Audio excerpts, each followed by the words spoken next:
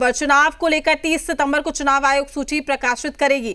SIR के बाद अद्यतन सूची के आधार पर बिहार विधानसभा का चुनाव होगा। 30 सितंबर के बाद चुनावी प्रक्रिया शुरू हो जाएगी।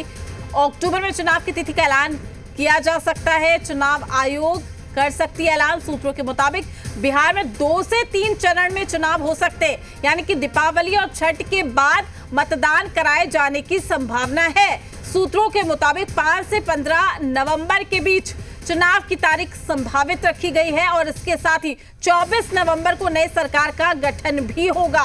ये बड़ी खबर आप तक पहुंचा रहे हैं, बड़ी जानकारी। 30 सितंबर को चुनाव आयोग प्रकाशित करेगा मतदाता सूची। SIR के बाद प्रकाशित होगी ये मतदाता सूची।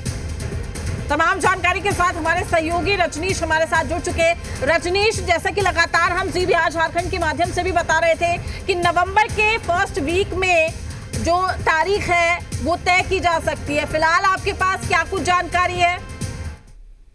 कि चुनाव आयोग बिहार विधानसभा चुनाव को लेकर मुकम्मल तैयारी और साथ ही साथ एक खाका जो है वो पहले से तैयार कर रखी है। चूंकि 24 नवंबर से पहले बिहार में नई सरकार का गठन हो जाना है, यानी मौजूदा जो 5 साल के लिए जो सरकार है उसकी अंतिम जो तारीख है वो 24 नवंबर है।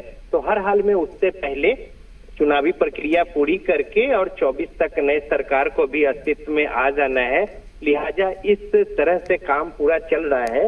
और 1 जो सितंबर का दिन था, यानी दावा खारिज का जो आखिरी दिन था, और उसके बाद अब जो नए तरीके से जो प्रारूप जो कुछ तब्दीलियां हुई हैं या बदलाव आए हैं, जो कुछ उसमें चेंजेज है, इन तमाम बातों को समाहित करते हुए जो मतदाता सूची अद्यतन है SIR की जो प्रक्रिया पूरी चल रही थी, 30 सितंबर को ये सूची प्रकाशित हो जाएगी और इसी पर बिहार विधानसभा का चुनाव होना है।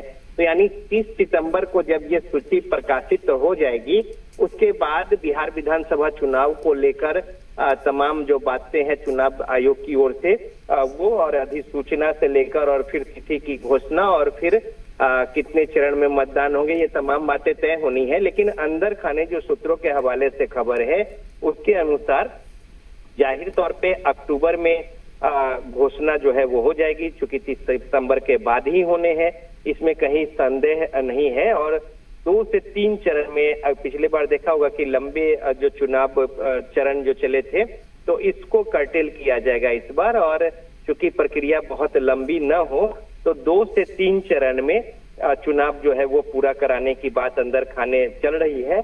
और साथ ही साथ मतगणना जो है वो भी उससे पहले हो जाएंगे, यानी जो तिथि है 24 नवंबर।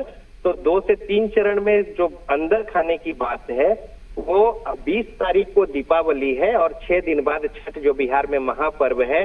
तो यानी कि जो 4 दिनों का महापर्व है 24, 25, 26, 27 तारीख ये छठ का है।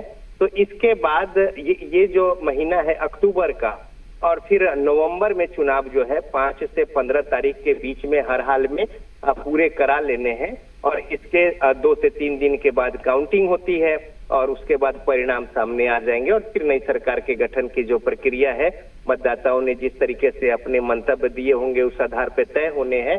तो लिहाजा चुनाव आयोग ने एक लब्बो-लुआब जो है वो पूरा तय कर रखा है अंदर खाने, और इसी शेड्यूल के आधार पे बिहार में विधानसभा का चुनाव होना है। और राजनीतिक पार्टियां भी रजनीश, यानी कि 5 से 15 नवंबर के बीच में कहा जा सकता है कि जो चुनाव प्रक्रिया है वो पूरी तरीके से कंप्लीट हो जाएगी।